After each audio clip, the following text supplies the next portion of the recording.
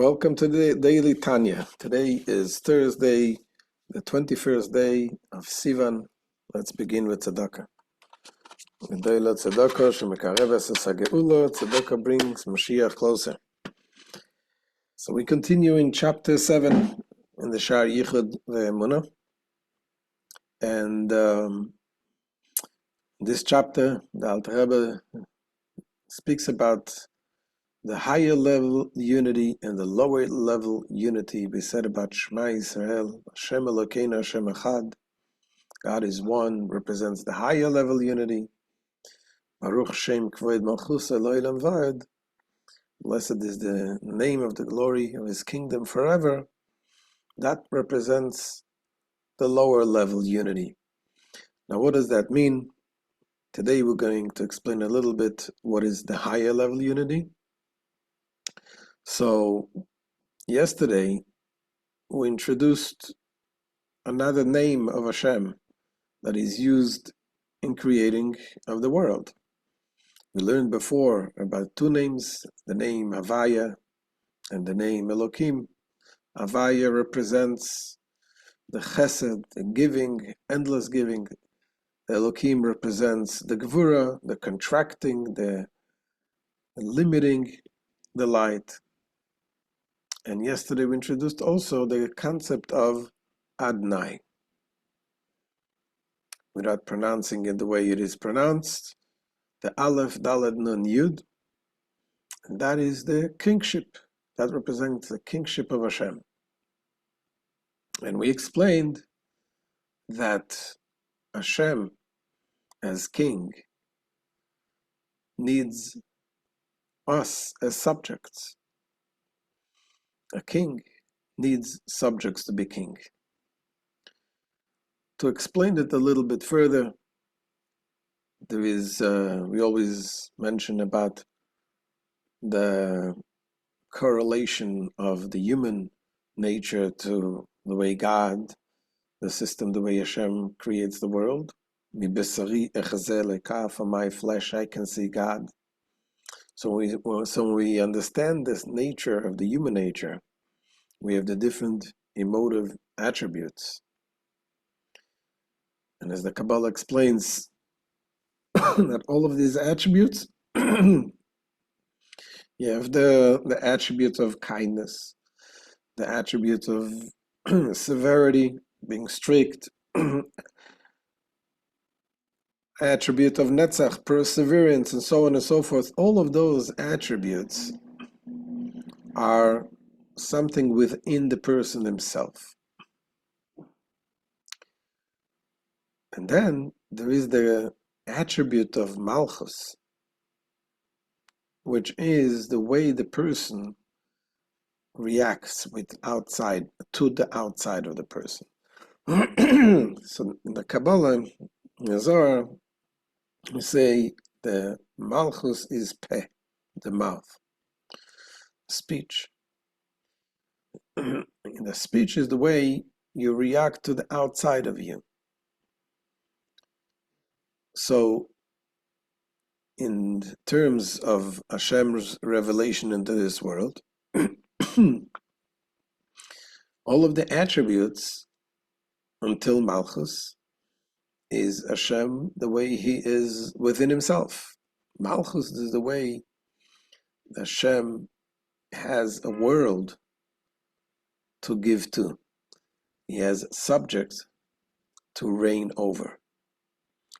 So this is the attribute of Malchus, which is in the name Adnai, which represents Adnos, rulership, and that is something that refers to Hashem, the way He addresses or relates to the world outside of Him, so to speak. Obviously, there's nothing outside of Hashem, but from our perspective, after there is this limitations, this filtering system, the tzimtzum, the contraction, that Hashem limits His light, then there is and could be something which feels itself as separated.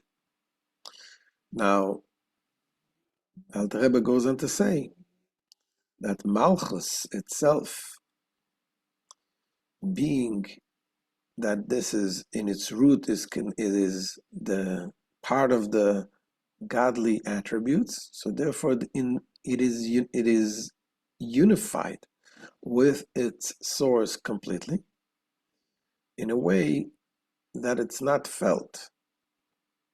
It's not felt the existence of those limitations. So let's see inside what the Alter Rebbe explains.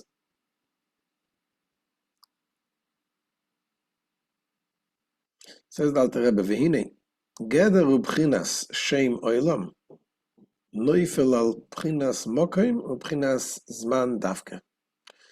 The term world can be applied solely to that which possesses the dimensions of space and time. When we're talking about creation of a world, by definition, it is creation of space and time. So before the world was created, the concept of space and time did not exist. And that concept of space and time is not only in physical sense, but also spiritually there could be a concept of space and time. If you're talking about two elements in spiritual world, if fire and water do not exist together, they need to have their own space. In the spiritual sense also, there's the concept of severity and kindness need their own space. And the same things with the idea of time. It could be a spiritual concept of time, concept of change. So bchinas mokoim umizrach ma'ariv tzafon dorim ma'alamata. Space referring to east, west, north, and south, upward and downward. And bchinas zman over oive ve'asid. And time referring to past, present, and future. So only with regard to entities that are subject to the limitations of space and time, can the term world be applied. Now,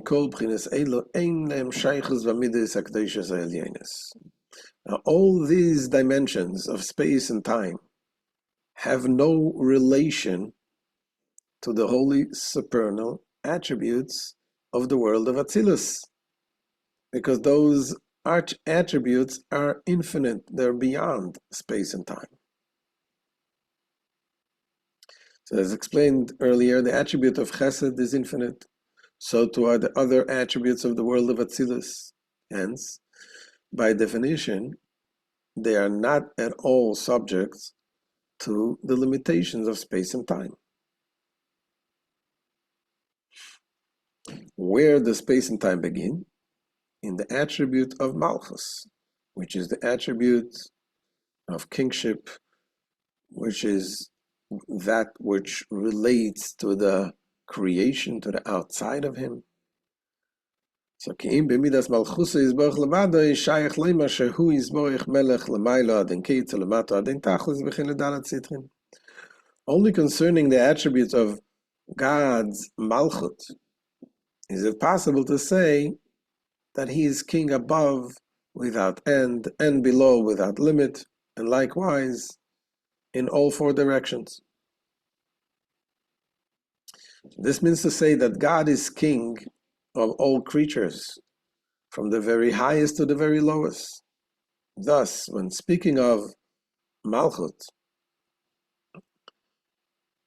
it is in order to use terminology that has some relationship to space, such as higher and lower. This indicates that Malchus itself has some relationship to the aspect of time and space. The same is true concerning the dimensions of time, meaning that the attribute of Malchus is in some small measure related to time.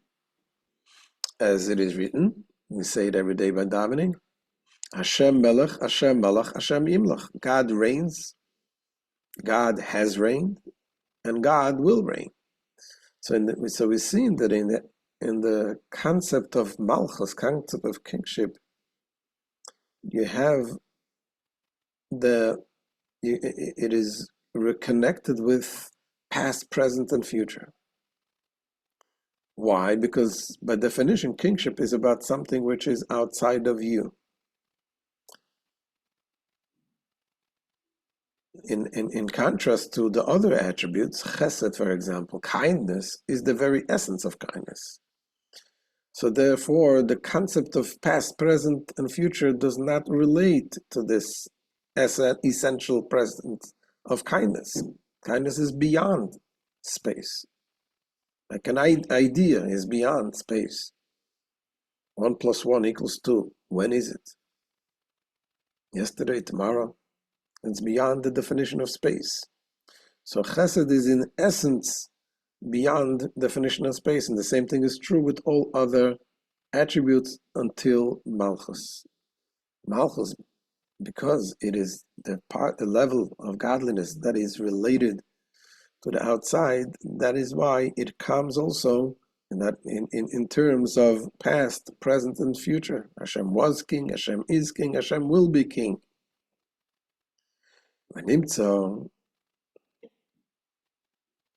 So what do we have from here? We find out that shechayus hamokim v'chen chayus hazman v'savusam mi'ayin liyesh v'kiyumam kol zman kiyumam u'mimidas malchusa yizborich v'shem adnas baruch. Thus the life force of space and likewise the time, life force of time, and they're coming into being from nothingness, and their existence as long as they shall exist are from God's attribute of Malchus and from the name of Adenus.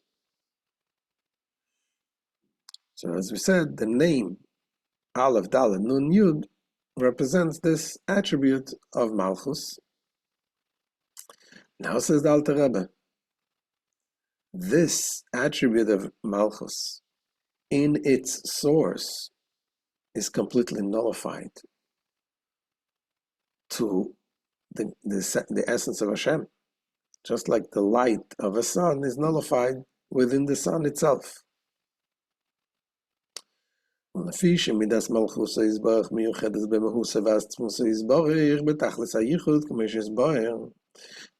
God's attribute of Malchus is united with his essence and being in absolute union, as will be explained, Ilkoch, therefore, Gam bechinas hamokim ve'azman betelim b'metzius mamish legabi meusi v'atzmusa yizborech gebitl oir hashemesh b'shemesh.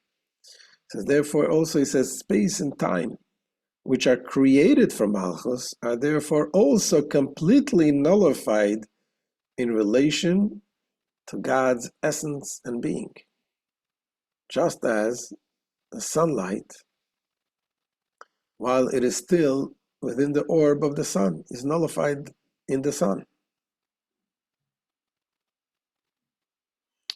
And this is the idea of Yehud Ilah, the higher level of unity, which means that the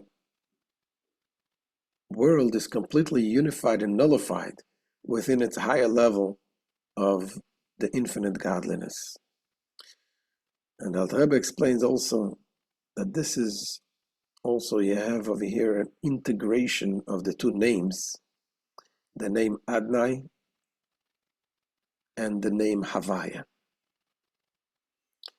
The name Havaya, as we explained, is the concept of beyond time. Havaya is from Haya, Hove, Ve'iyeh. He was, he is, and will be. Adonai is the word, is Adon Olam, the one who is master of the world. Now, in the Kabbalah, you have the concept that these names are also integrated, and they can be integrated in one or two ways. They can be integrated in a way that Adonai is integrated within Avaya, which means at the lower level is integrated and consumed, so to speak, within the higher level. And it can be integrated in the other way, that Havaya is integrated within Adnai. But Havaya is placed within the world. You have the Havaya. I'll show you from a copy from an old siddur that was actually used. It was used by one of the great rabbis, Shomer Munim. So here's the siddur, and you can see here how the Adnai is integrated within Havaya. So you see over here, you have the Yud, the Hey, the Vav, and the Hey. And you have them also the Aleph, Daled, Nun, and Yud. So that begins, the first letter is of the Havaya, the Yud Kei Vav Kei. And the Aleph comes second.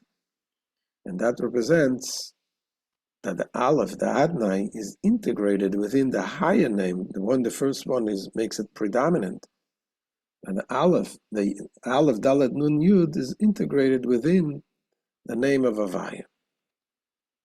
And that shows them the fact that the Havaya is the higher level of unity, that Hashem, the godliness, is completely predominant. And the rest, the physical world, is as if does not exist. This is the meaning of the alternation. I would use the word integration of the letters of the name of Adnut with the letters of the name Havaya.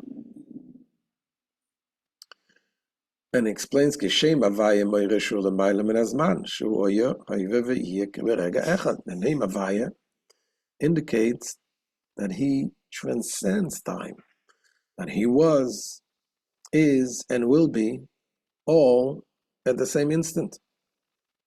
Past, present, and future meld into one within the name Havaya, indicating that Havaya transcends time. As it is stated in Raya Mehimna on the Parsha Pinchas in the Zohar, and likewise the name Havaya transcends space.